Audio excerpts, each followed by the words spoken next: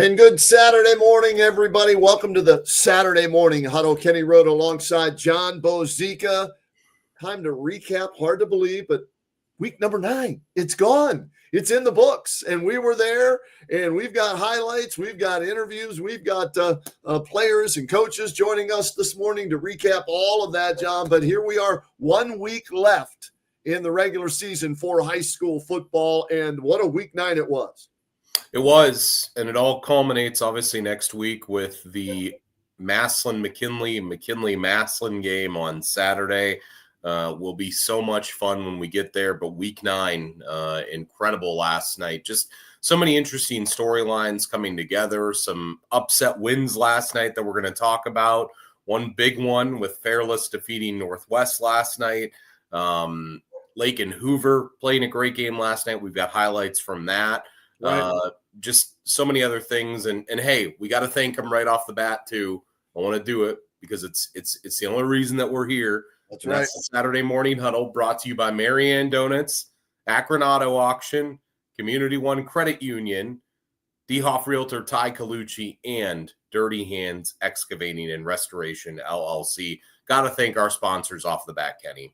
Without question. And how about Old Carolina Barbecue giving a $25 gift card to our Old Carolina Barbecue players of the game. And then today we'll tell you who our player of the week is, courtesy of Community One Credit Union. And I also, if we're giving shout outs, I got to give a shout out to Anthony Davide, his wife Vicky, Chad Bailey from AkronAutoAuction.com, as well as Brent Holstenhoppel, Angelo's to go. This was the feast that they provided for us yesterday in the WHBC Press Box Food Fight Challenge. This is from Angelo's to go. Look at it. We had lasagna. We had 3 different flavors of wings. We had Italian subs, red pepper subs. We had homemade tiramisu. It's up there in the far right-hand corner. And, of course, the golden crisp chips and everything. So Jackson, the leader by far in the clubhouse right now in the 2025 WHBC Press Box Food Fight Challenge. So Anthony Davide and his wife Vicky, she made the tiramisu. Thank you. Chad Bailey, Akron Auto Auction. Thank you. Brent Holzenhoppel. Thank you. And Angelo's, you want great food? Go to Angelo's to go. And guess what? There was so much. I've got food for my games today and tomorrow to eat for the rest of the weekend. I want to say, Kenny, that lasagna looks just outstanding. I'm such a big fan of wings, though. Like, just a good wing before a football game. Oh. And what is it? And it looks like you've got the garlic parm, you've got the mild, and you've got some barbecue there. You're able to mix and match. That's the best thing to do. The combinations yesterday, as good as, Trent Hayden to DJ Britt. We're going to talk about that for McKinley. That's the best combination I saw this weekend. But that combination right there, all that food right up there. So thank you again to Anthony and Chad and everybody there at Jackson. It didn't go Jackson's way last night as McKinley really put it on them, 40-9 the final score. But the food was fabulous. And, John, let's start right there, if you don't mind. With that game, because it was basically for the Federal League Championship, right? McKinley already had a share of the Fed, but they wanted to win it outright, something they didn't do last year, I should say, in week 9. Well, today, as we look back at these highlights, there's no doubt who the best team in the Federal League is in 2025. It is indeed the McKinley Bulldogs. Kylan West gets them on the board there with a touchdown run. And then watch this play here. It's quarterback Trent Hayden throwing just a simple pass out to Hill, and Hill gets tackled. But guess what? Hill's not down. He landed on Max Cowles, the defensive back, wise enough to realize that. No whistle was blown, and they take it the distance. Darius Hill with the touchdown, a heads-up play by the McKinley wide receiver. And then we get another big play here for the McKinley Bulldogs. Again, Trent Hayden to DJ Britt. Big catch down to inside the 5-yard line. Kylan West finishes things off. His second touchdown of the run, power football right up the gut. This was McKinley from the start. McKinley all the way through the end. But how about this nice throw and catch? Lucas Eckerman to Max Cowles. And Cowles goes up, makes a nice grab. That sets up a field goal for the Polar Bears to make it 21-3 at halftime. That's where we were as Missouri puts it through the uprights. But as I said, this was all about McKinley. This was all about Trent Hayden to DJ Britt. We're going to see catch and run after catch and run. Here's another one. Little screen pass. Great block on the outside. Turn on the Jets. Take it inside the 30-yard line, setting up another scoring opportunity. DJ Britt then get a high point of ball right here on this throw from Trent Hayden. And Hayden had a nice night, 311 yards passing. And look at that catch there from DJ Britt. One of, I believe, 9 catches for him for 179 yards as he was unstoppable. And then a little move to the outside.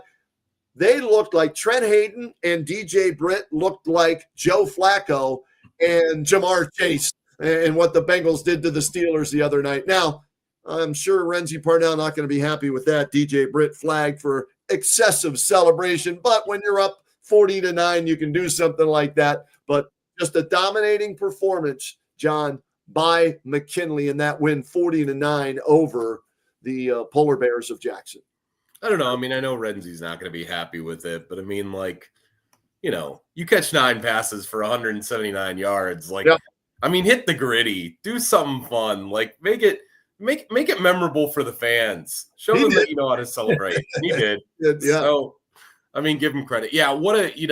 We saw McKinley last week against Lake, and I was so impressed with Trent Hayden to Darius Hill all night, and what a combination that is. And then, by the way, John, last night that combination, 5 catches for Hill, 114 yards and a touchdown. So it's not like that disappeared yesterday. Well, it's interesting. I was talking to the McKinley wide receivers coach last week because I've known him for a while, Joe Ewell, and he was telling me that he's really worked hard to try to go with this like mantra of like blue collar players, blue collar wide receivers. He wants guys that work hard. He wants guys that put in the extra time. And he said it's really hard because he said we have so many weapons. He said we got to get the ball to 3 and 19. He said, but we've also got 5 other guys behind them that if we gave them the opportunity, they'd make the plays too. And they're more raw than those 2 guys are. But I mean, you mix that offense with Trent Hayden and Kylan West and the 2 wide receivers and the line up front that, is just incredible week after week with the defense that Renzi Parnell is hanging his hat on.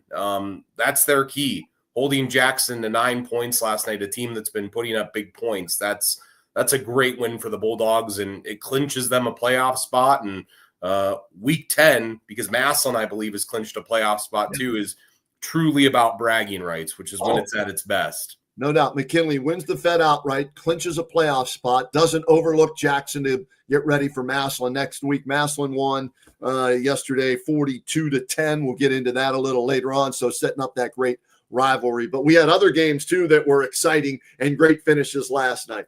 We did. And that game that we're talking about, the game that I don't think anyone had on their monitor as being the game to watch. Maybe Kenny did, because Kenny told me he was talking about it. But I warned everybody during the Alt Care Stadium show, Northwest better not take Fairless lightly. Now, I don't know if I picked Fairless, but I said you better watch out. And I knew AJ would have something up his sleeve for John DeMarco in Northwest. And sure enough, he did. Fairless 22, Northwest 21 in overtime. We ain't playing for no stinking tie. We're going to try and win this, baby. Ring of fire. Let's do it. And congratulations, Coach, as you get the big upset win yesterday. Thanks, Kenny. I really appreciate it. Coach, this game last night, it goes back and forth. You guys start out with the lead, and then at the end, you're in this back and forth duel. The decision to go for 2, was there ever any question in your mind at the end? No. When we won the toss and took defense, we said on the headset, we're going to go for 2. They were wearing us down a little bit. You guys have seen them. I mean, Northwest is really good. They're right there with Louisville and Lake, and they hadn't lost a Pac-7 game. So in our mind, we're going to have trouble stopping them. And, we were a little tired there at the end. So we're going to go for 2 and put our best play and see what happens. Coach, was that play on the 2-point conversion one you had repped a lot in practice, so you knew that was the play you were going to go with if you were going to go for 2 in a situation like that? So actually, Kenny, we ran our 2-point play, and Northwest was calling timeout, but we ran the play. So like they got to see our original 2-point play. So then we had to go to a different 2-point play that we've practiced quite a bit. And it gives Mikey a run pass option. And they took away the pass and Mikey ran it in. So kudos to Mikey for making the read and making the play. Mikey, I whenever I watch you play, and it's not just because you wear the number 6, but you remind me of Baker Mayfield. Is that some guy that you try to emulate a little bit in your play? You're smaller. You just seem to make plays like that. Is that a guy that you try to emulate? Yeah, 100%. I think he brings energy to his team, and it's huge. I mean, being able to run and pass is something I couldn't really run last year, but this year I'm bringing more to the table, and I think that helps. So, Mikey, how cool is it that your coach has made this decision? He believes in you. We're going for the win, guys. Here's the play or plays, right? And the ball's in your hands. How cool is that? And how happy are you to deliver for him as well as your teammates? I mean, it was really cool. And I knew we were going for 2 as well. I mean, I had that feeling. I knew we were going to win. Even pregame, I felt something. It was the game. And here is the play, guys. As you can see, Mikey scrambles out and gets in. Mikey, when you got to the edge out there and you knew that there was going to be some contact, what are you thinking as you head right towards the end zone and you see those 2 defenders? I just was thinking throw myself in the end zone any way possible. I think I tried to lower my shoulder. Yeah. Yeah. And Mikey, as this is developing, what's the original read? Take us through as you're taking the snap in the shotgun here. What are you looking for? What are you looking at? And then as it develops, you've got to make a quick decision.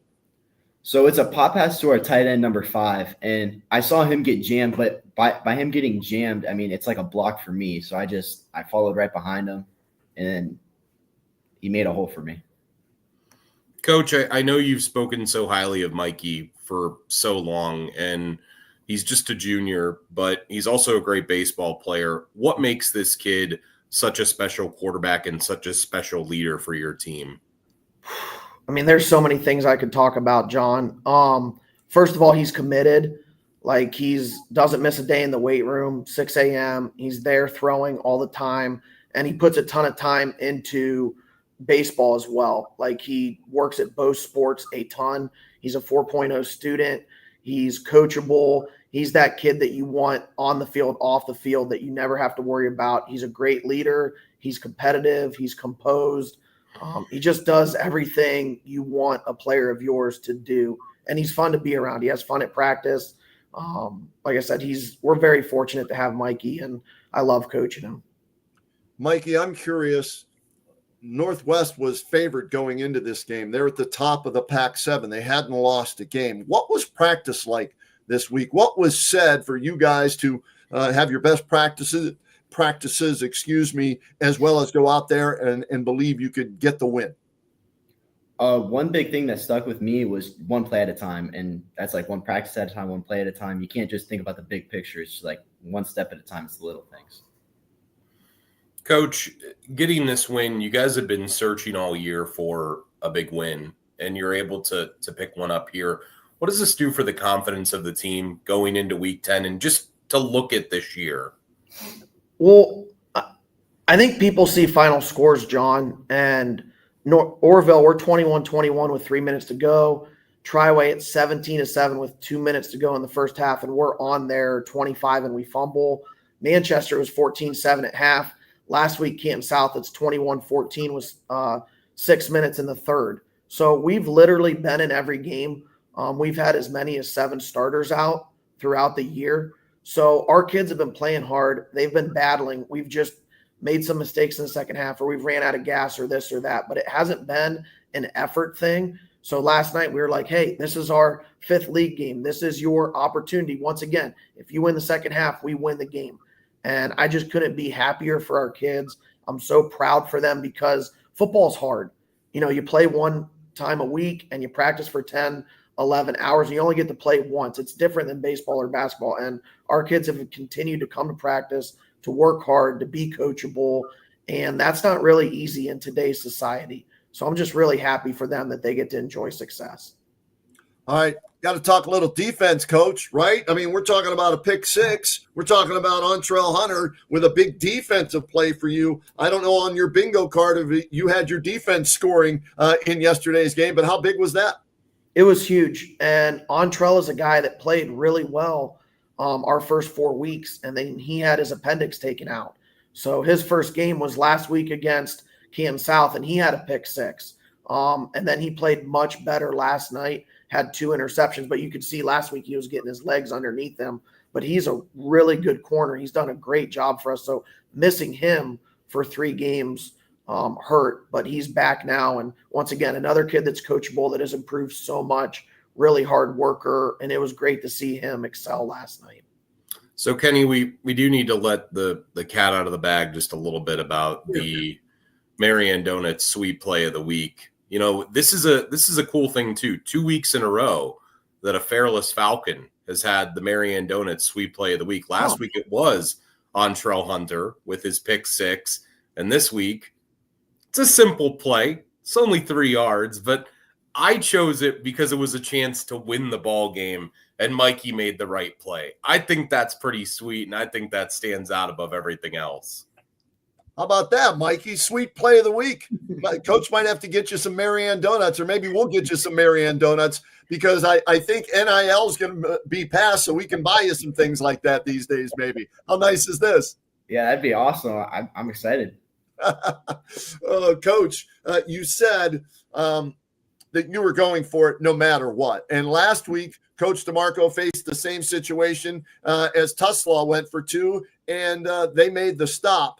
For you, as this is, happening and that decision is already made, what's, I guess, going through your mind as you're watching that? You've called the play, you're going for 2. What are you seeing, and what's going through the coach's head on that play? I think we saw the look, and I thought we were going to have the pop pass, to be honest, because there was no one in the middle of the field. But then it just kind of broke down a little bit, and Mikey made a great play. And I think that's what you do. You trust your players, and at the end of the day, it's 3 yards. It's us against them, and who wants it more. And Mikey found a way to get in, and obviously he's going to get the credit. But those other guys up front blocked and stayed on their guy, and that allowed Mikey to make a play. And we just made one more play than they did. Mikey, I know from talking to your coach that you're a shortstop on the baseball team. Oftentimes you're pressed with quick decisions as a shortstop. Does that help you in a play like this to be able to diagnose so quickly and make the play?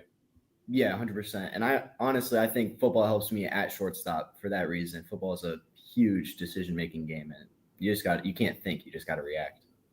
Coach, I'm curious, what's the conversation like with your good friend John DeMarco after the game? Hey, you're good friends, right? Yes. And you want to win the game, right? That's the most important thing, but you guys are such good friends. I'm curious what that's like, that dynamic. It's funny you asked that, Kenny, because I still remember the first time in 2020, Coach DeMarco and I coached against each other. It was for the league title, and we lost 17-12. It would have been the first time we won the league in 41 years, and I'm fighting back emotions, and we shake hands, and Coach DeMarco looks at me and he goes, it doesn't feel like I won tonight. This is what it was like coaching against Coach Hurtler, because they played against each other at Hoover. And I really didn't understand that at the time, because I was young and we were right there for the league title. And then in 2021, when we beat them, we won. It was reversed. And I told him the next morning at the JV game, I felt what he was saying. I understood it. So very happy for our kids, ecstatic, but I have all the respect in the world for Coach DeMarco. You guys probably remember we were joking in pregame 2 years ago when we played Northwest at home. My daughter Collins, who's 2 now, was a day old. Yep. And when Coach DeMarco and I shook hands, they won, and he was in tears because he felt bad that I wasn't at the hospital with my daughter. And he said it's the only time in 40 years of coaching he didn't want to be in a stadium on a Friday night. So I have all the respect in the world for Coach DeMarco. My brother's obviously over there too, but it's an odd game. I get, when you're playing it, you're competing and you don't think about it. But once you shake hands and you see that other guy and you know how much time and effort they put in and that they lost, I think there's just some compassion and empathy, and I just have a lot of respect for him. So happy and thrilled for our kids, our school, and our community. But, I just respect Coach DeMarco a lot. Yeah, don't feel too bad for him. They clinched the playoff spot, so he's going to be playing, in the postseason. And you did what you had to do, and Mikey, you did what you had to do, and that's a great win for you guys. I'm happy for both you guys. And how about this week, right? I mean, we talk about rivalries all over the county this week. You guys, are you at home? I think you're at home with the Tuslaw team, the Blue Cup, right? Yes. What's that mean to both you guys? You want to go first? Yeah, sure. I mean, every game I've seen, we've always beat Tuslaw. So, I mean, I just want to keep that going. Coach, for you, you know that it's not as easy as that, but no, it's not. Rival. I think something I always learned from Coach Hertler is that you have a preseason, you have your non-league, you have your league, and then your week 10 game is a season of its own. And this is why high school football is so special. There's so much going on throughout the week, and kids deserve the opportunity to enjoy that. But you have to block out distractions. You still have to have a great week of practice. You want them to enjoy the Spirit Week and the pep rally and all of that. But Friday is a one-game season. It's exciting being at home. Obviously, growing up, McKinley Maslin and being a Hoover Jackson kid and being at Fairless the first time in 2015, it's like, wow. Regardless of where you're at, the place is sold out. Both communities care so much about this game. Records don't matter. Both teams are going to play so hard. And for a while there, we were the only school that played for a trophy week 10 in the county. So it is small school football at its finest.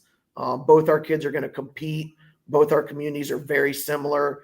And it is a awesome week 10 rivalry. And I'm just fortunate that I get to be a part of it because I have a lot of respect for it. And I know our kids do. And we're going to put everything we have into it. Last year, Kenny, that game, it was at Tuslaw, and I joke with AJ, but they had a thing that I called the drive last year to beat Tuslaw at the end. Mikey, you were instrumental in that. Is that experience something that you can take into this week's game and use to give the guys a feeling of what this is going to take? Yeah, I think we just need to go into it confident, play our own game. And I think when we play our own game, we're a really good football team. Coach, I guess the best way, to end the regular season at home, Blue Cup, I fell into the burning ring of fire, right? I mean, would it be any better than ending the season that way? No, it wouldn't. It'd be a great job to finish the season beating Northwest and Tuslaw and finishing 5-5, which I think I told the guys today. Obviously, you always want to win more, and we had some tough games here and there, but 5-5 out of 65 years of Fairless football would only be the 20th non-losing season here. So still really proud of our kids. They have not quit this year. So this would be a great way to end the year for them without a doubt. All right, guys. Best of luck this week. Congrats on the big win, Mikey. Marianne Donuts Sweet Play of the Week. We owe you some donuts on that. Keep it going. Here it is one last time. Going for the win. And Ritterbeck, nope. Pop pass not there. Tuck it, run, dive. 2-point conversion, good. Walk-off win. Ring of Fire celebration. It's all good for the Fairless. The Fairless Falcons. That's for you, Coach. Yep. Always great to hear that, Kenny. Yeah, my favorite part is watching AJ lose his mind, too, in the white, right in the middle of that. It's just great to see that. AJ, Mikey, thanks for joining us on the Huddle, as always. Go enjoy the JV game. I know you guys are headed there right now, so enjoy that. Yep, Mikey's got to go watch his brother, too. So thanks for having us on, guys. We really appreciate it. Good luck next week, guys. Love that. Thank you. Great win for them last night, man. That's what I mean. Big school, small school throughout Stark County, under 500, facing the first place team. You never know. It's why you line up and you play the games, man. So good for them to get a win and a chance to finish 500. Yeah, makes a huge difference. It's the type of win that they had been searching for all year. They got off to a really nice start early in the season with a quality win against Sandy Valley in week 1. And as he said, they had been in every game, but just hadn't been able to get over the top and get that win. And hey, if you can end the year beating the potential league champ, which Northwest has a chance to win things and tie potentially with Triway this coming week as they play Manchester, and then, you win your rivalry game, that's That's the main thing. Speaking of rivalry games, Kenny, Yes. is there a rivalry game coming up next Saturday? There's a few of them, but none bigger than what's going to happen on Saturday between McKinley and Massillon. And we're happy to have with us right now on the Saturday Morning Huddle the outstanding head football coach for the Massillon Tigers. Big win last night to improve to 6-3. Nate Moore joining us on the Saturday Morning Huddle. Coach, how are you today? Good. How you guys doing? Hey, we're great. Thanks for getting up with us this morning. Congrats on the win last night, 42-10 over Warren Harding. Give us an idea of what was key in that game, especially with Xavier Owens still down with an injury. Other guys had to step up for you, and they did. I think as a team, our preparation this week was really, really good. The best we've been all year. And I really thought our defense played excellent, especially in the first half. Once we got the running game going offensively, we looked a lot better there. And so, it's week 9, right? It's a home game, senior night. We're playing a traditional rivalry in the Warren Harding Raiders. And so it's a great win, great team win on senior night. Coach, from week 1 to now, the growth you've seen out of this Tiger team, where has the biggest growth been for this version of the Massillon Tigers? I mean, I think it's been all over the place, and that's what we're going for. We want to develop. We want to be the best developers that are out there, and so our staff has done a great job, putting a lot of work, time, and effort into developing these guys. And the players have answered the bell. They've been all in, and as we've pushed them, they've responded, and we have gotten a lot better. But we're not at the finish line yet. Coach, one thing that I'm impressed with your program is you have so much talent on the team, and you have your starters, your stars, and then you've got kids waiting in the wings that could be starters somewhere else, right? But they've got to wait their turn there at Massillon. And tell me a little bit about Anthony McMullen, 22 carries, $158 last night, and a touchdown. Xavier Owens is your go-to guy, but he's out with an injury. Here's the kid that's waiting in the wings, and when his number is called, he delivers. How proud are you of him and all the other kids that wait their turn and eventually step up? Yeah, I mean, very proud of those guys. You mentioned Anthony, and he's definitely one of them. He's a very talented kid, but he's even more than that. He's is he a great guy? So much fun to be around. Very polite, nice, even keel personality. Pops in my office probably once a day just to chat. And he's hung in there and developed and steadily gotten better at the things that he's needed to improve on. And, he's had some carries earlier in the season that, didn't get finished in the way that some of his carries the last 2 weeks have. And that's due to his development and his developing vision as a running back and understanding the things that we're doing in the run game. But he's a good pass catcher. He's a great blocker, great teammate. Nobody's happier when his teammates score. You wish you had 100 guys like that. Coach, I know Kenny mentions how impressed he is with the next guys up waiting in the wings. The one thing that always stands out to me is the offensive line play for the Massillon Tigers. I know that's so near and dear to your heart with you being a former lineman yourself. Why is that something that the Tigers are year in and year out able to be so strong at? And what do you guys do to make that a strong suit on the team? Well, we've had great line coaches. That's where that starts. And, John Mazer came in with me in 2015 and was here through the 23 season and just did a phenomenal job of development with those guys. And Chip Robinson has taken that over, and Ty Kearns, a former Tiger, is our assistant offensive line coach, and he was an all-league player at Ohio Dominican. So we've had great coaches at that position, developers. There's something to be said about the pride that those guys feel and having to live up to the expectations of the past. And it's important to our offensive linemen to be great. Our guys have traditionally loved the weight room, and that's such a key. It's key for everybody. It's definitely key for your offensive line, and those guys did a great job in the off season to put themselves in a position to be physical coming off the ball, and then you got to go out there and do it. But you also have to be sharp on your assignments and be able to make all those adjustments and calls, and our guys have done a great job with that. And so, we've got smart, tough, gritty football players, and you can win a lot of games with that. Coach, I want to talk about your defense here in this segment. Jaden Williams may be the best player in Stark County.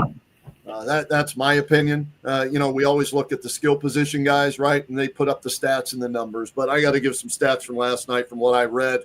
Jaden Williams, your linebacker, being recruited by Ohio State. I talked to James Laurinaitis when he was at one of your games earlier this year. There's a reason he's there. It's Jaden Williams. 3 tackles for a loss, 1 forced fumble, 2 fumble recoveries, 1 fumble recovery for a touchdown, and a sack. That's a season for a bunch of kids. That's 1 game for Jaden Williams. How good is he? Yeah, I mean, he's turned himself into a great player. But, once again, you got to start with, we have a tremendous coaching staff, and we have a new defensive coordinator this year. Jeff Kent came in, and he coaches our inside backers and coordinates our defense. And, I really feel like he's done an incredible job with Jaden specifically. Jaden had a great junior year, was very productive. And was a returning captain for us. And, a lot of times guys like that, he's committed to Indiana, have a tendency to take their foot off the gas even just a little bit. And Coach Ken has ensured that is not something that's going to happen with Jaden. And Jaden's he's starting to figure some things out in a way that would have been impossible if he had that kind of attitude throughout the season. And he just continues to get better and better and better, and had a very productive game last night. But he's also over the last 2-3 weeks, especially, but last night was you could really see it, just his comfortability with everything that we're doing on the defensive side of the football, and he has a lot of responsibility there, and it's taken a while to get fully accustomed to that. But, as you see his comfort level with that, and his comfort level of, not just being a lead by example guy, but being out front and running the show, his play his level of play has dramatically increased as he's gotten more comfortable with those things. And yeah, love Jaden. Sky's the limit for him.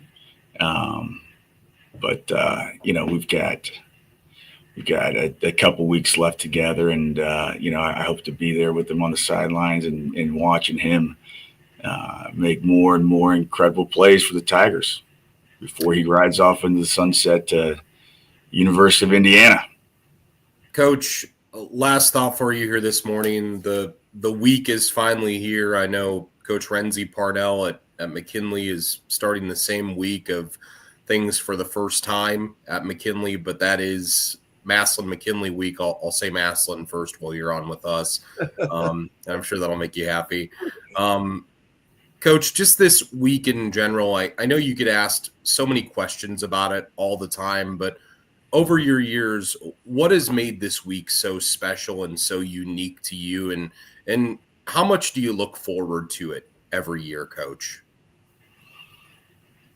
I mean, I get the question, but it's like, those things are pretty much self-evident if anybody's ever been around it. And, for the people that haven't, I don't know that words could properly explain to you what it is like.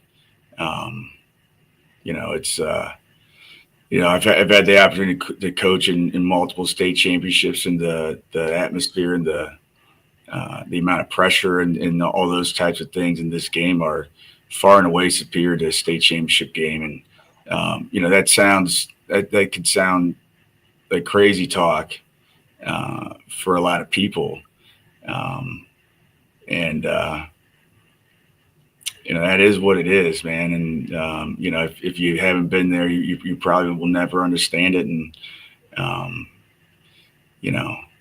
we're happy to be some of the people lucky enough to experience this rivalry game. And we don't take that lightly, and we are certainly looking forward to the challenge on Saturday. I've got one more for him, John, because I'm curious about this standpoint. You've won 9 in a row. You lost your first one, then you've run off 9 straight. This is your 11th Massillon-McKinley game, right, Coach? And a lot of times, as I've done this for a while, kids see a winning streak like that and maybe take things for granted. We're just going to show up. We're Massillon, put the helmets on, we'll win again because we've done it for 9 years in a row. How do you keep your team from having that attitude? Because whatever you've been doing, it's worked. They haven't taken that attitude. So how do you make sure it doesn't happen again like that? I mean, you can't wait till week 10 for something like that. I mean, that's how we operate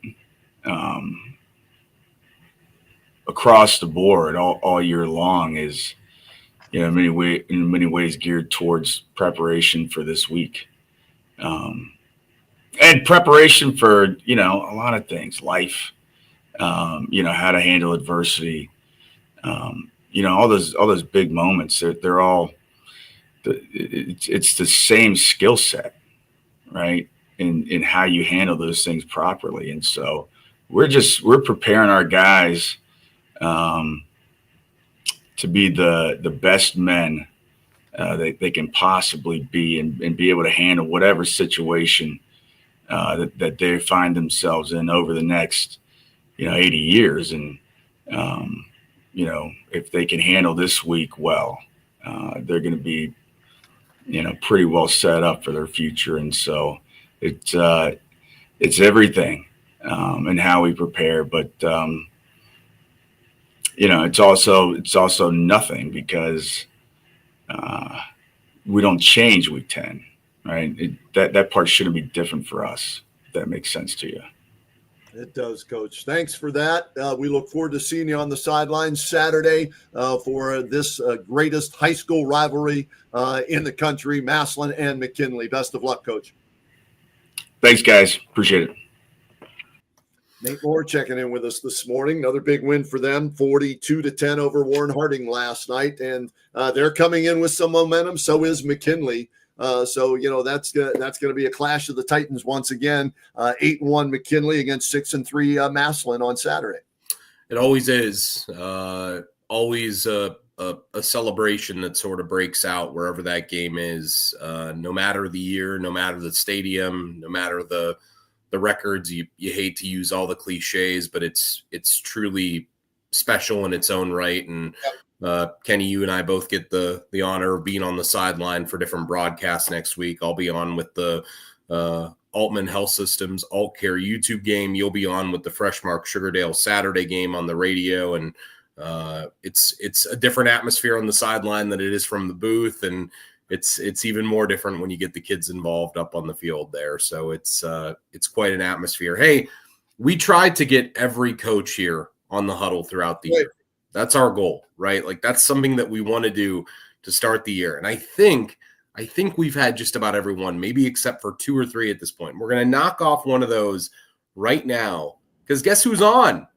Is that Scott Garcia and the Glen Oak Golden Eagles? A 44-12 win last night? Coach.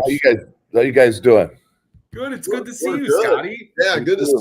Congrats on the win last night, Coach. Convincing win. I know it was a close game at halftime, 9-6, and then you guys dominated the second half. What flipped, in the second half to your advantage? Well, we turned the ball over a couple of times. We were moving the ball up and down the field, and we had a couple turnovers that cost us, 2 drives in the first half. And, we went in at halftime, didn't change a whole lot. There wasn't many adjustments to make. It was just taking care of the football and worrying about us. Coach, who do you have with us here? This is our tailback, Javion McClendon. Had a big night for us last night. 250 yards, 3 touchdowns. He's been solid all year, and he's probably just short of 1,000 yards right now. So he's had a really good year for us. JV 250 yards. That's not just a walk in the park type of night. That's an all county level night. Take me through your night. What allowed you to do that last night and have such a big game against Mansfield? We game planned all week. We had to play old Glen Oak football, run the ball right down the throat. Had to trust my linemen, and plus it was senior night, so I had to show them a couple things. Yeah, you showed him a couple of things. 90-yard touchdown, 58-yard touchdown, 18. It's nice when your shortest touchdown run is 18 yards, but I want to go to the 90-yarder, Javion. You're in the huddle. You're backed up, in the shadow of, your own end zone. So you've got to, just get a few yards to get some breathing room, but you take it the distance. Take me through that play and how it developed. So we called the play. I jet. I got my blockers ahead of me, stiff-armed the guy, and then my speed just took me the rest of the way. Coach, how nice is it to have a guy that's got power and speed that you can put the ball in his hands in that situation and know good things are going to happen? Yeah, it was. We told him, in our pregame meetings, he was going to get the ball a lot. We're down to bare bones here, man. We got a lot of guys banged up. We had 2 quarterbacks out, so we moved our sophomore linebacker, tailback to quarterback, DeMarlo Rogier, and we put in a little bit of I don't know what you want to even call it, almost a wing T type set. Wow! And we ran the ball, and we ran for 378 yards. Good for you guys. Coach, I want to ask, because Javion just said it, and I know it's, even though you started the year wanting to go 4 wides and do something a little different, running the ball down the throat of your opponent is something that I know Scott Garcia likes to do. Hearing your senior say that he wanted to get back to Glen Oak football, what does that mean to you to hear, Tim, that is what Glen Oak football is all about? Yeah, I mean, that's what we've been through the years. We've had a lot of good teams. We've struggled the last few years, but we're getting some things back in place where we're going to have some success here down the road. But to have these seniors stick through this, I mean, it's tough. I mean, I told them last night, it's tough on everybody to go through a year like this, and for them to stick through it and for them to stay together, and they still practice hard, they still come to work every day. Sometimes you learn more in these types of years than you do when you have a winning season.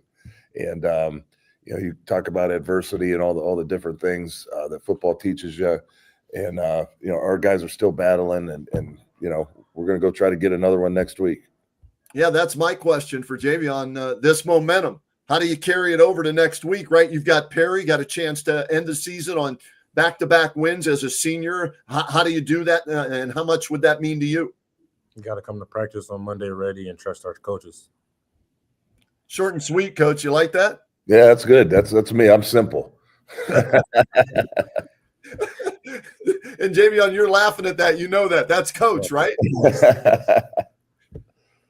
Coach, I'm looking at it right now, and there still is a chance for you guys to squeak into the playoffs at the bottom. I know that's something that you don't really control, but how important would that be to these guys to maybe get that extra week of football? Yeah, I mean, that'd be awesome. I mean, that's what we're playing for, and we have, like I said, we're limited in what we have going right now with the amount of kids we have injured right now. But like I said, if we can continue to battle and put ourselves in position, the last 3 or 4 weeks we've been right there, and we finally got over the hump last night, and we hope to continue with that. Coach, what's it going to take against the Perry team? I think they're 4-5, or 5-4. Game over or game under 500. I'm looking at my handy dandy pocket schedule here, and Glen Oak, you're on the road at Perry, so you're going to Wakefield Stadium. What's it going to take to get a win in that game? It's really, taking care of the football. I mean, all the things that we've talked about all year, we've kind of self-destructed a little bit. Even in the first half last night, we had a couple turnovers, like I said, and if we can clean those things up, Everybody in the league is I mean, it's pretty balanced up, from top to bottom. It really is. And, you're seeing, different teams, Lake getting Hoover last night. And, Yep. Jackson beat Lake the week before, those kind of things. Anything can happen in our league. Yeah, Coach, it's always a battle week in and week out. And Coach, nice win last night, 44-12 over Mansfield. We thank you and Javion for joining the Saturday morning huddle. And hey, best of luck going into week 10 against Perry, Coach. All right, appreciate it. Good seeing you guys. Thank you too. Thanks for joining us. Great game last night, Javion. 250, man. 250 yards in one game. Doggone. Like I said, for some kids, that's a season, right? And he had it in one game last night for Glen Oak as they get the big win. And you heard Coach mentioning, how tight the Federal League is. I'm looking at the standings right now. McKinley's the outright champ, okay? They're 6-0. Hoover 3-2, Lake 3-2, Jackson 3-2, Green 2-3, Perry 1-4, Glen Oak looking for their first win. That would be next week if they get it.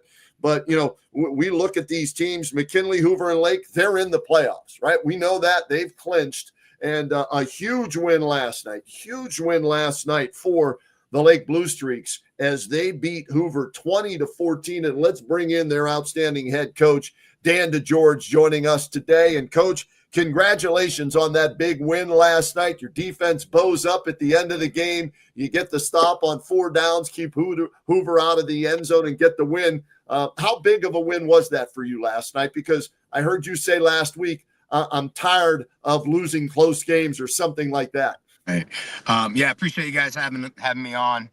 Huge win for us last night. We made it a little bit closer than it needed to be. Turned the ball over late when we had it, but our defense rose to the occasion and made some big stops towards the end. And we had 2 rough weeks, man. We lost 2 games we felt like we should have and could have won. So our kids responded. I'm just really, really proud of them for that. Coach, those 2 games that you guys lost by just a combined, what was it? I think 6 points in back-to-back weeks. I know you're not on the screen, but I can see on your face the sting still in your eyes. What does losing games like that do for your team, and how has it made them better, Coach? Yeah, absolutely. It does make you better if you approach it the right way, right? We talk about, there's no losses, there's just lessons. So if you learn when you lose and try not to make those same mistakes again moving forward, right? You're getting something out of it, right? And we did that even though we lost again last week to McKinley. We got a little bit better after the Jackson week. We still didn't make enough plays overall in all 3 phases to win the game. Last night was still not a real clean game for us. Offensively, we weren't really sharp. We gave up a kickoff return for a touchdown. But defensively, we really rose to the occasion. My defensive staff and Coach Viscount had our boys ready to go. The kids were really locked in on that side of the ball, and we limited what their quarterback and what number 3 did offensively as much as we could. So that was very, very helpful. Kenny, I have a follow-up because Dan said something there. He said, still wasn't really a clean game. Coach, I got to ask, is there a such thing as a clean game? Yeah, there's really not. That's a really good question. But I made the point to our kids this morning where we're going into week 10 and we still have not had a game where we were, super successful offensively, defensively, and special teams wise. We've been 2 out of 3 a lot of the times, which a lot of times gets you a win. But that's our goal, right? To be as good as we possibly can be in all 3 phases. If we can do that, we do have the chance to be a pretty good football team, but we're still making too many mistakes. But the great thing about it is we found a way to win. We get to come back and play a really, really good green team, and hopefully we'll have a great week of practice and find some ways to get better. Coach, explain to our viewers what this season has been like for you with injuries, appendectomies, your son's broken ankle, guys in and out of the lineup, clean games, not clean games, turnovers, losing by 3, winning by 3. I mean, what's this season been like for you, Dan DeGeorge, as a head coach?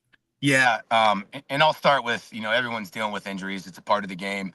It happens every year, unfortunately. It's the one thing about the game I don't like. But, yeah, this year's been up there, man. It's been tough. We started the year without our best running back, and Davis Madsen. He was out for the first 2 games. Week 3, we get him back, and on play 4 or 5, Ty goes down with a broken ankle. Those guys are our two best offensive players, and they've only played together 3 or 4 snaps. The credit goes to the kids, though. We've had a bunch of other kids step up. Alex Quire, a bunch of our receivers, Zach Novak offensively. We picked up that slack. But defensively, we haven't had too many major injuries. We've got a lot of guys that are battling things, that are playing at 80%, but they're tough kids. And, high school kids all across the area are doing that same thing. But the injuries are never fun. We're getting closer to getting some guys healthy, which is exciting leading into the playoffs. And hopefully that'll help us, get over the hump even more. All right, I'm going to steal this next one, John, because he teed me up for it. Getting some of the guys back. We had heard rumblings that maybe Ty was going to play last night. He did not. We did the game when he went down. At that point, we all thought his season, was over. But now we're hearing encouraging things. So where is Ty in his rehab, his recovery, and what does next week or beyond look like? Yeah, next week looks really good. He's way ahead in the recovery process. He's worked his butt off. I give our trainers credit here at Lake, man. They've done a great job with him. So we had him out running and cutting and running passes last week, and they worked him through about an hour workout yesterday. If he was a senior, maybe would have ripped it off last night and let him go, but we're being real smart with it. Of course, he wants to play, just wants to be out there with his buddies and playing football, and I think it looks pretty good this week. All right, take me through dad versus coach in that situation. Yeah. Of course, I want him to play as a coach. You always want your best kids to play. You want all your kids to play, right? You want them to have that opportunity. Ty was playing really good football for us early on both sides of the ball and on special teams. And, we found a way to win without him, but we're still missing him in a lot of categories, in a lot of areas. So as a coach, you obviously want your best players out there. As a dad, you want the best thing for your kid first and foremost. And, had a lot of conversation with the doctor, and he's way ahead of the game. This is not a normal recovery process if you compare it to some other things, but you're looking at all the medical things and what the doctor's telling you, the trainers are telling you. You trust them because they're good at what they do, and he's feeling really good. And so hopefully, and my wife's on board as well, which is a big part of that process, of course. But ultimately, as a family, you just want the best for him long term. He's only a junior, plays baseball, has another year of football as well. So we're not going to put him out there unless he's physically ready to go and the green lights given to him. Coach, what does he add back to the team when he gets back? You mentioned that him and Davis have not really seen the field together. What does it do for you guys when he's back out there? I mean, we've seen him, but how much of a difference does he make? Yeah, he makes a big difference. And, the thing, if you find a silver lining in this whole thing, is with Ty out, we've had a lot of other guys have to step up, and a lot of other guys got the opportunity to play, and a lot of those guys have made the most of it. So that, I think, ultimately, when and if we get Ty back even close to 100%, just makes us a better overall football team. And Ty knows that, and he understands that. We're trying to win football games. Every week we evaluate our kids and we put the best kids where we think they need to be to help us win on Friday night. And we'll do the same with Ty and all our other kids, and try to get a win versus green and put ourselves in a good position to make a run in the playoffs. Yeah, Coach, I just want to ask this, Kenny, because you mentioned green there, Coach. And I don't know if anybody in the Federal League right now is maybe playing better ball with the exception of McKinley. What Tyson Hunka did last night, what Evan Reed did last night, they're a 4-5 football team, Coach, but they're not a 4-5 football team, are they? No, not at all, man. They could be, 8-1, real easily. A couple snaps of the ball. Their staff does a great job. Coach Geis is a really, really good coach. Their kids play hard. They have some really good players. They're fighting for their playoff life, man. We know it's going to be another battle. It's going to be just like our last 3 weeks, man. Federal League football, they're going to come to play, be very well coached. If we don't show up, they'll punch us in the mouth and beat us. So we got a lot of work to do to get a win week 10. Yeah, but Coach, the good news here is you've already clinched the playoff spot, and I believe a home game as well. So you're going to get a chance to play at Blue Streak Stadium. But I want to talk a little about your defense and Brady Summers yesterday and the importance of his impact on that win over Hoover. He had 2 big picks that really helped you guys get the 20-14 win, didn't he? Yeah, our defense played really well. We had a really, really good week of practice. We had a good plan. Our kids understood the plan and they did what they were supposed to do. That's been something we've been talking to them about. Like, listen, guys, I mean, if you do what you're coached to do, you got a better chance to win. And they did that last night. And again, credit to my defensive staff and Coach Viscount, man. They really brought their A game last night. Brady had a good night. Cal Pierce had a pick. Those turnovers, those interceptions came from us getting pressure on the quarterback, though, from our defensive line and our linebackers, making Collins throw the ball a little bit sooner than he needed to, or throwing it while he got hit, created those turnovers. So it was definitely a team effort, everybody doing their 111th, and that's what you need when you play great defense.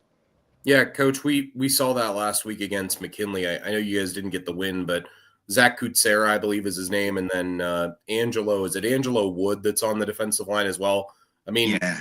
Coach, those two kids, they might not look like Myles Garrett and Chris Jones, but they sure as hell play like Myles Garrett and Chris Jones. What is it about those two guys?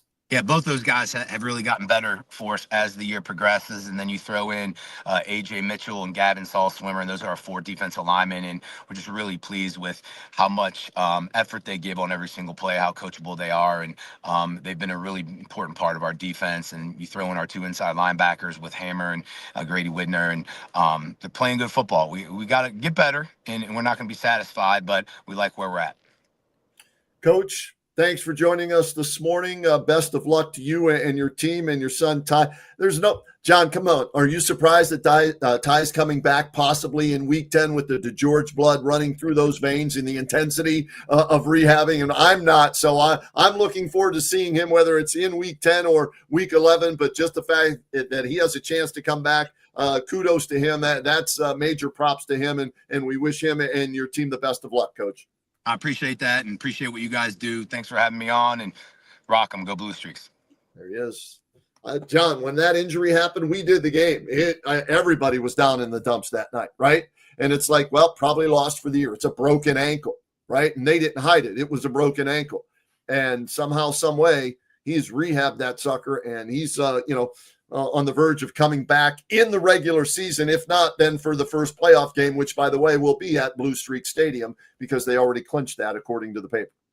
Yeah, it's incredible. Last week at the McKinley Lake game at Benson, we saw him and Dan. They were playing catch actually on the field before the game, and Ty was moving well. He looked like he was ready to go then. Obviously he's probably still a little unsure on it, and you're going to be anytime. Anybody who's suffered a broken anything, there's that period where you're like, gosh, should I really trust this again? And, because he's a 17-year-old kid, he will trust it a lot quicker than some of us would. But no doubt.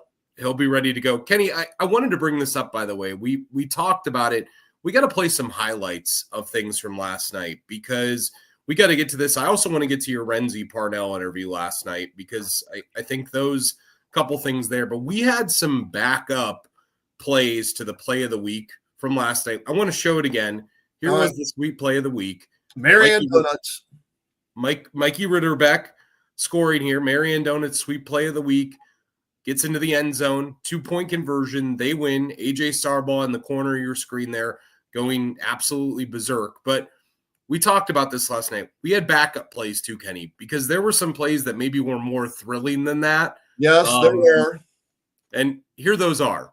So, I hear Chris Berman on this because you get fielded at the 10. It's Evan Reed. He's prodding. He's looking. Hits the Jets. Finds the left sideline. And he could go the way he does. It's a touchdown. Evan Reed, 90 yards. How about this flea flicker? My goodness. You touch it, you touch it, you touch it, then I'll throw it, you catch it, and take it the distance. Nasir Foster on the receiving end of that flea flicker for the Perry Panthers last night. And then Davis Mattson, little swing pass out of the backfield, gets through the sea of Hoover defenders, finds the sideline, and high steps his way in, celebrates with the band. And then, Kenny, I'll let you talk about this play again. Well, it looks like it's just a simple short pass play to Darius Hill, and he's down by contact right there. Well, he was down but not out because his body did not touch the turf. He landed on top of Max Cowles from Jackson. He realized it, Hill did, and he takes it the distance. and it's a touchdown. For me, I'm sorry, that was my Marianne Donut Sweet Play of the Week. I understand it was a walk-off win for Fairless on that 2-point conversion, and you have editorial control on our Marianne Donuts Sweet Play of the Week. So you took that one and ran with it, literally. But that was my Sweet Play of the Week, for him to realize he wasn't down and spin around, bounce up, and then go the distance for a touchdown. Darius, if I see you, I'll get you some donuts if I can, because I thought that was pretty sweet unto itself. It was a pretty sweet play. All right. Next order of business. Yeah. Community One Credit Union. So normally most weeks, Kenny, last week it was the effort of Joey Medor, single man effort, great effort by Northwest. Most weeks we go with one.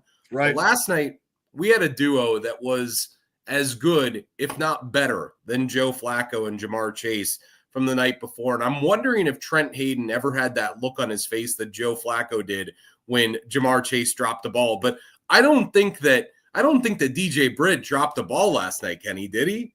He high-pointed everything. He caught everything that was thrown to him. 9 catches, 179 yards, and a touchdown for DJ Britt. Trent Hayden, how about these numbers? 18 of 25, 311. Put it up there on the screen. 311 yards, 3 touchdowns, no interceptions. They are our Community One Credit Union Players of the Week. That tandem, Trent Hayden on the left, DJ Britt on the right, 7-3 equals 6.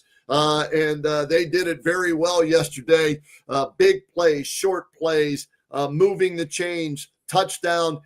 These two combined yesterday for one of the better passing catching performances I've seen in 11, 12 years since I've been at WHBC. So congratulations to our Players of the Week right there. Seniors, Trent Hayden, DJ Britt. And when it comes to money, Community One Credit Union is always on your team. They've got the plays that make life easier. These two made it real easy last night. From loans to checking, online banking, mobile services to youth accounts, and everything in between. Community One Credit Union, where community comes first, and membership is open to everybody in Stark County, including these two kids, Trent Hayden and DJ Britt. Did you give me a Howard Cosell right there? Did you say right? In there. You did a little. I figured I'd drop a little in there. I know. We're getting a little punchy here at the end of this. All right. Hey, last couple things I want to get to. You caught up with Renzi Parnell last night after the game and talked to him about not just the win last night, but the upcoming week. And here's that interview between Ken and Renzi. Was everything in order tonight here for your team? 40-9 over Jackson tonight, Coach. Last year, this team, you weren't here, but this team had a chance to win the Fed outright. Jackson beat them. Was that talked about at all this week? Because you guys came out from the get-go and really put it on them. We didn't talk about last year. We've been 1-0 all year, so it's just the same message, just consistent message about being 1-0 every week. All right, what was the key here tonight? Because you were down a couple of key offensive linemen. It didn't seem to affect your offense. Yeah, Trey was shaky. You got to go through the protocols, so we should get him back next week. But we got the fast start we wanted, right? The fast start was big. Defense did a good job. They executed the game plan, so we were good. One of the things you told me at halftime, execution. You weren't happy with the way the first half ended. You had it 1st and goal, but then you came out, man. That first drive, that to me, the ball game was over after that first drive. How happy were you with the way they responded? Really happy, because that's always your goal coming out of half, right? You can score coming out of half. It takes a lot from the other team. So, defensively, why is this team so good? You're giving up under 15 points per game, only 9 here tonight. You try to build depth throughout the year, so that helped tonight. We had some depth out there, and they're executing well, and they're running to the football. So they're starting to buy into what we call bulldog football, right? Running to the football and hustling and all those type of things. All right, so last night I watched Joe Flacco play catch with Jamar Chase. Tonight I watched Trent Hayden play catch with DJ Britt. 9 catches, 179 yards, and a touchdown. You just said, ooh, yeah, those numbers. Are you surprised by that, or is that something you expect? I mean, I expect the play. I didn't know it was that high, but I expect them. They do it in practice all the time up against our defense. So we know we're capable of it. We got really good receivers. So, no, I'm not surprised with that. Trent Hayden is awesome, does a really good job at finding them. And some of us just take what's given to us. Last thing for me, a lot of times in this 9th week, McKinley teams might have been looking ahead to Massillon. Your team did not do that tonight. How did you keep them focused on this, go 1-0 in this game tonight and not look ahead? Like I said, it's been the message all year. So a lot of the consistent message from myself and the coaching staff paid off. Okay, I lied. One more. It is Massillon week now. This game is over. You're outright Federal League champs. Congratulations on that. But what does this rivalry mean to you as you're going to take it in as the head coach for the first time? Yeah, it's a lot of fun, a lot of excitement. It'll be about respect for those guys and what they've done. But, now it's time for us to show up and show you what we got. Coach, thanks for this. Good luck the rest of the way. I appreciate it. Go Pups. Renzi parroting almost what Nate told us earlier live on the show. It's been building all year. It shouldn't be just about you build those habits, that mindset all season long. So when this game comes, yeah, it's the greatest rivalry in high school football, but it's also 1 of 10. And let's do what we've done in our 8-1 season, our 6-3 season. If you're Massillon, 8-1, if you're McKinley. So I loved hearing that from both coaches about this week's upcoming game. And by the way, got to give some love to Kylan West. 1,068 yards for the sophomore after going for $108 last night and 2 touchdowns. 1,068 yards, 10 touchdowns running the football for Kylan West to go along with Hayden and Britt and Hill and that offense and defense for McKinley. Yeah, over the years, McKinley has always been blessed with, such great backs going back to the Mike Dosses of the world. You want to go back, way far. They Wayne Fonts and Phil Martin, some of the guys in the 50s, they've always had great running backs. And Kylan West, just a sophomore, is automatically becoming that guy. And, it's interesting, Kenny, you talk about that rivalry week mentality. I think, too, about what AJ said, that Coach Hertler always told him there's your preseason, there's your non-league season, there's your league season, there's your week 10 season, and then there is your postseason. Right. And that's where all of these kids, all of these coaches are at going into this week. Some rivalries bigger than others. Obviously, Tuslaw Fairless a big one. We know how big McKinley Massillon is. Jackson and Hoover, which is going to be the radio game this coming week, is huge. Northwest and Manchester going to be big this week. That's a big rivalry game. Week 10 is supposed to be big. I mean, it's part of the reason why I think some people are disgruntled with the college football playoff, that it's taken away some of the importance of what Ohio State, Michigan used to be about. But what's going to make this week the best, Kenny, for Massillon, McKinley Massillon, is that, guess what? Both teams are already in the playoffs. Yeah. You don't have to worry about week 11. You can leave it all on the line in week 10. Obviously, you want to have stuff left in the tank for week 11, but it's your rivalry game. You leave it all on the line, and hey, you hope that week 11 you get somebody that you can play well against and beat. And, because at the end of the day, getting that bell back to one of the two cities is all that matters. Yeah, Massillon's won 9 in a row in this rivalry. McKinley, though, coming in on a 7-game winning streak in the regular season. So hopefully their momentum, if you're a McKinley fan, that carries over. We'll see. Hey, I want to go through all the scores one more time, John, but before we go through the scores, we got to give love to our sponsors. Without the sponsors, the Saturday morning huddle isn't possible. So you'll see them crawling on the bottom of the screen. John's going to put some visuals up for you. So if you're in need of any of the services that they offer, by all means, take advantage of like Akron Auto Auction, right? AkronAutoAuction.com. You can check them out online. I went to my first ever live auto auction with Chad Bailey and his staff and was blown away by it. Couldn't believe it. It's open to the public, a chance to bid on a car if you need a car. And they've been doing it for over 50 years. So if you're doing it for 50 years, you're doing something right. They are a driving force in the auto industry. Akron Auto Auction. And thanks to Chad Bailey as well, along with Anthony Davide, for hooking us up with a fabulous food from Angelo's yesterday at the Jackson game. Another one of our sponsors, Mary Ann Donuts. Every week we talk about them, the sweet play of the week. And we had multiple plays that deserved that this week. And fall means football and filling up at Mary Ann Donuts. Of course it does. From hot chocolate, the pumpkin favorites, or as we used to say back in the day, the pumpkin favorites. And those legendary football-shaped donuts, Mary Ann's has the game day gear you need to keep your crew fired up and fed. Canton Classic since 1947. There was our Mary Ann Donuts sweet play of the week. Mikey Ritterbeck from Fairless. Also, Community One Credit Union. We love having them on board with us. We honor the Player of the Week, brought to you by Community One Credit Union. So thank you for believing in the Saturday Morning Huddle and wanting to be a part of what these kids do. And when it comes to money, Community One Credit Union is always on your team. Make them your team. Community One Credit Union, simply the best. A little Howard Cosell there for you too, John, on that. Last couple sponsors, Ty Colucci, DeHoff Realtor. Thanks to Ty, not just a sponsor of the Saturday Morning Huddle, but also sponsoring the Cleveland Browns this year for us on WHBC. Sorry about that, Ty.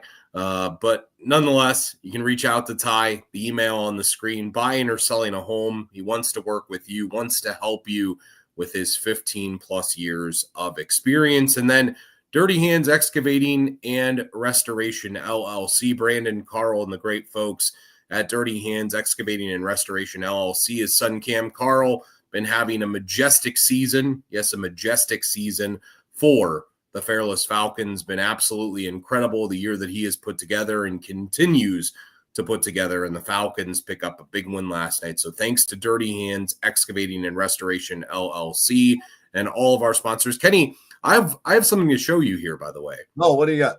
I was in Massillon the other day, and I was thinking about this. I was like, you know what? The rivalry's coming up. I'm going to see if I see anything special. I was at a Dunkin' Donuts, and I saw this. Meet McKinley, decade dominance. Wow. Okay. Yeah, there you go. It could be, right? If they get the win, that's 10 in a row. So very impressive by Nate Moore the last 9. And, they got the Tiger in the chair there with the crown.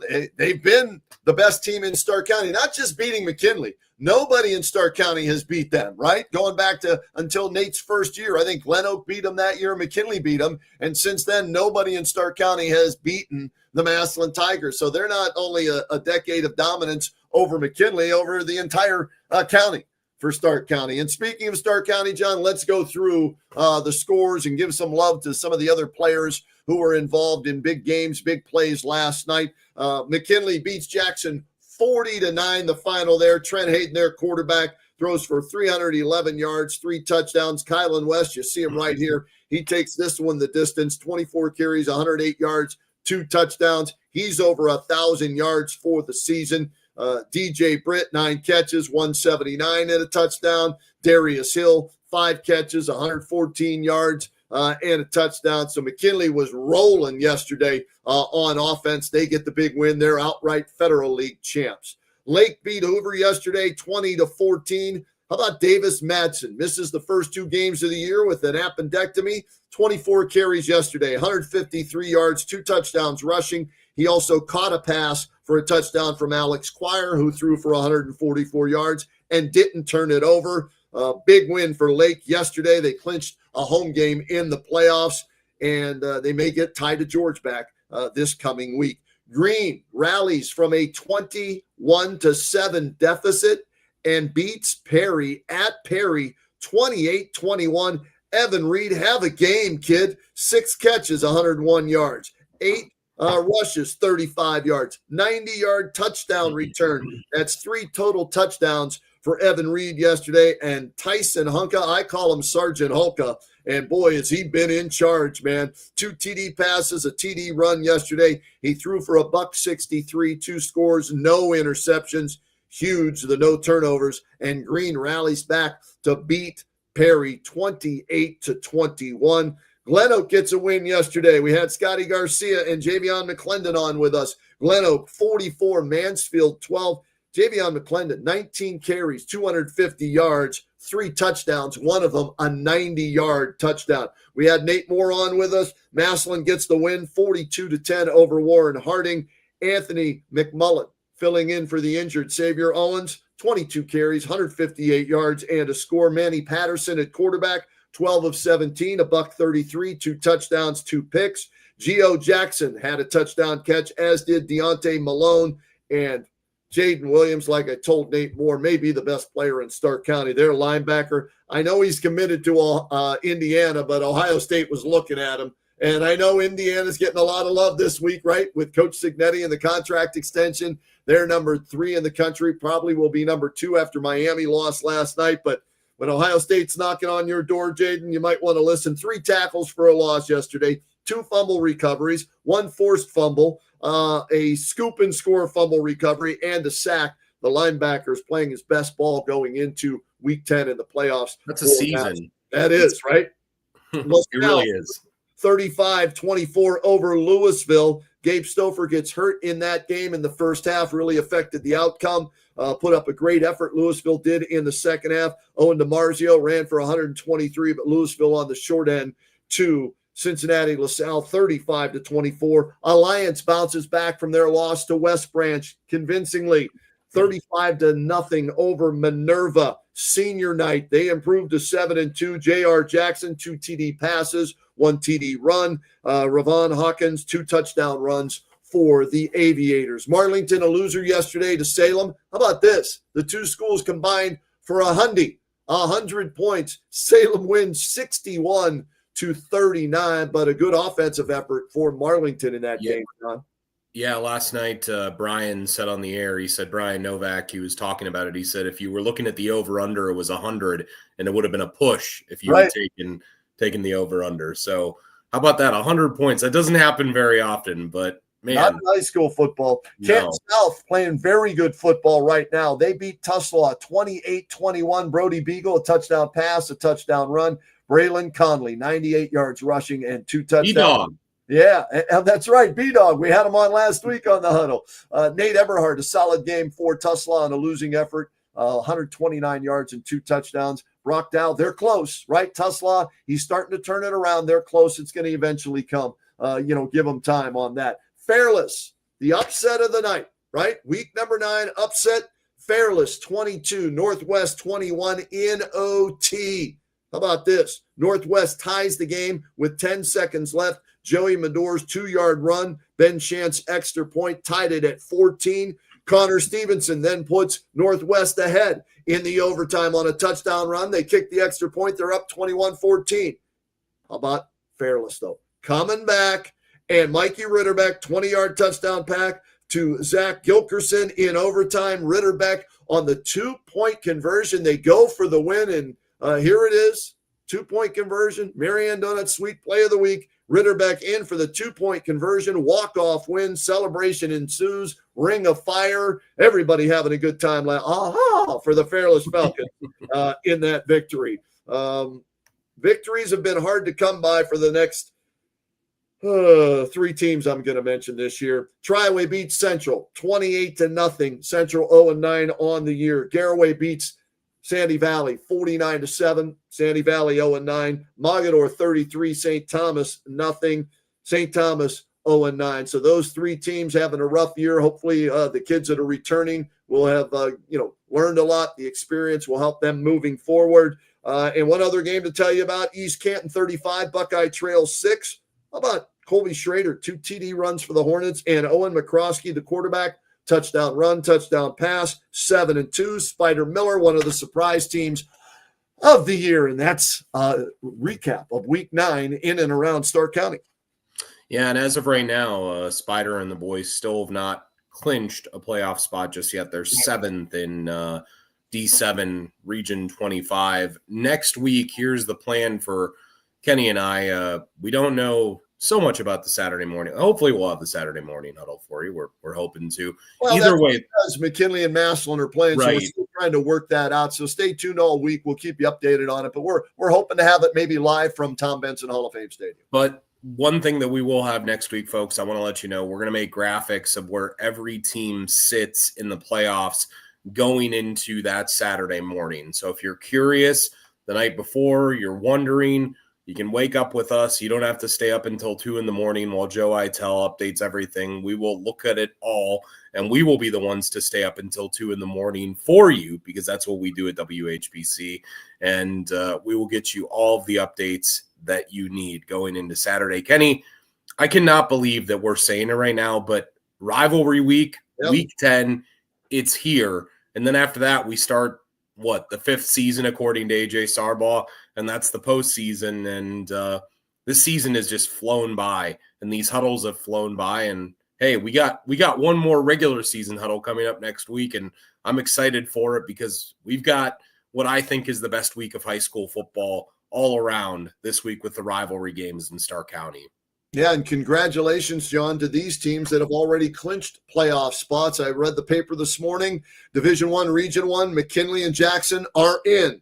Division 2, Region 5, Lake in and with a home game. Division 2, Region 7, Massillon, Hoover, they are in. Division, 4, Region 13, West Branch and Northwest are in. So congratulations to those teams. They already know that they are playing in the postseason. Other teams need victories and help this week to get in, and we'll recap that all for you, like John said, next week on the Saturday Morning Huddle. That'll do it for us. Week 9 in the books. Thanks to all of the coaches. Thanks to Nate Moore. Thanks to AJ Sarbaugh and Mikey Ritterbeck. Thanks to Javion McClendon and Scott Garcia. Thanks to Dan DeGeorge in his car coming from the JV game. And thanks to all of you for being part of this today. Kenny, Week 10 is here. Say bye to the folks. Yeah, we'll talk to you all next week. Go Bucks at Wisconsin today, and we'll see what the Browns can do on Sunday against the Miami Dolphins. You'll hear both of those games on WHBC along with all of the high school football coverage. Thanks, guys. Have a great Saturday.